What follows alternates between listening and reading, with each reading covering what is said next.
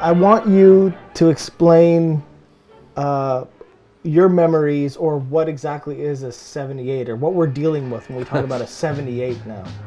Well, when I was a little kid, I thought 78s were Frisbees because the only ones I saw were some parents' old stuff, and we used to take them and wing them and like. So they were old. They were old. So they were what old. decade were they old? How far back In the can you go? 60s. In the 60s, they were old. 78s were still recorded in Canada up till 1959. In the States, I think they stopped in 57. So that's why late era rock and roll 78s are worth so much money, like Chuck Berry, even some Elvis stuff and some other things. They were pressed in Canada 2 more years after the US. But I mean, they got kicked in the nuts by the 45 RPM. The 45 RPM record took over.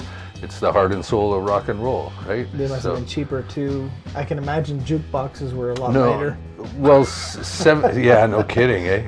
Actually, a friend of mine, his parents had a 78 jukebox in the basement, and it looked like the robot from Lost in Space. It was huge. But yeah, 78s themselves weigh a lot. A lot of them are shellac. They're not even vinyl. And yeah, they were always old to me, and I never bought any, on purpose anyway. The first step, I learned, is to pour a thin layer of molten wax onto a hot plate, the beginning of the master record. A hot flame melts all bubbles and flaws out of the wax, which is of the purest possible grade. This is done in a sealed, dust-proof and air-conditioned room where the temperature is thermostatically controlled. A second going over with the flame, and the wax is ready for slow and careful cooling, almost ready for the recording of the music. But you have a couple here, though. Somewhere. So this is the true form of an album and where the name came from, right? It was Yeah. A collection of records or whatever you want to call them. Let's pull out one of my favorite artists that nobody knows anything about, Ruth Wallace. Ruth Wallace is the queen, the saucy chanteuse, who is the queen of risque, like sexual innuendo songs and stuff from the 40s and 50s. So yeah, I bought these because I'm a Ruth Wallace fan. But yeah, here's what a 78 looks like. It's 10-inch. Yeah.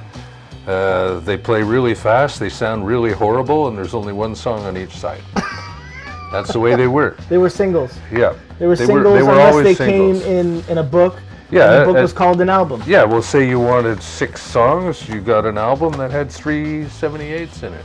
Like the original Bing Crosby White Christmas album was an album. But that when they came out with these finally, they kept the name album. Well, you're skipping over something. In 1949, between 1949 and 1955, the record companies made 10-inch LPs.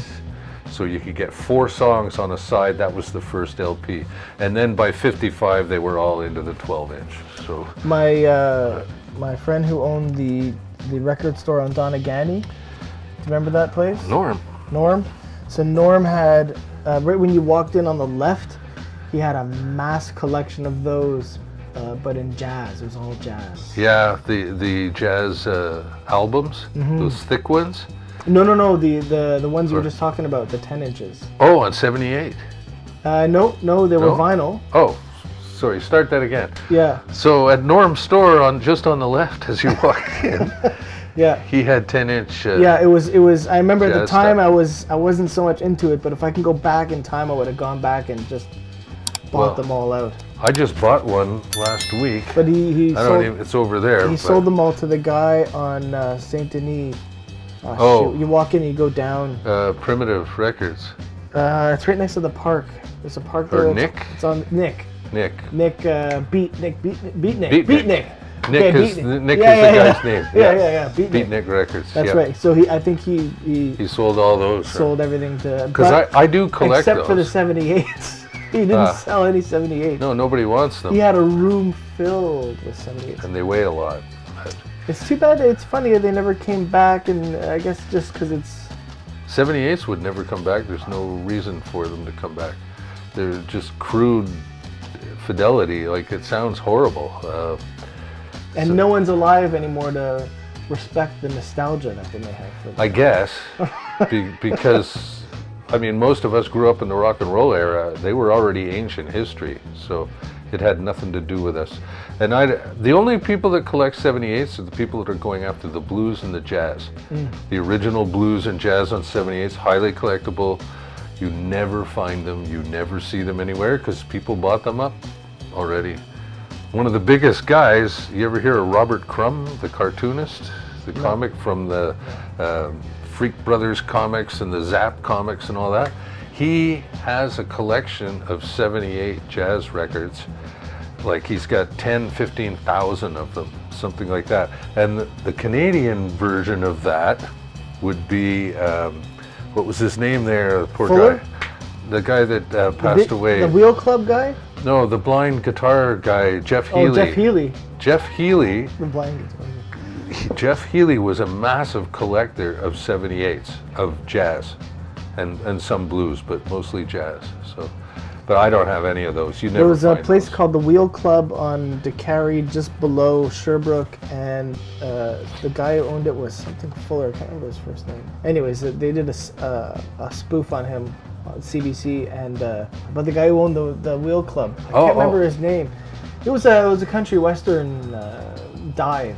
Just below on Sherbrooke on DeCarry. Before my time. He's the first guy who I knew of who had to buy a house for his record collection. And then the beams start bending. Yeah. I don't know how many 78s he had. Anyway.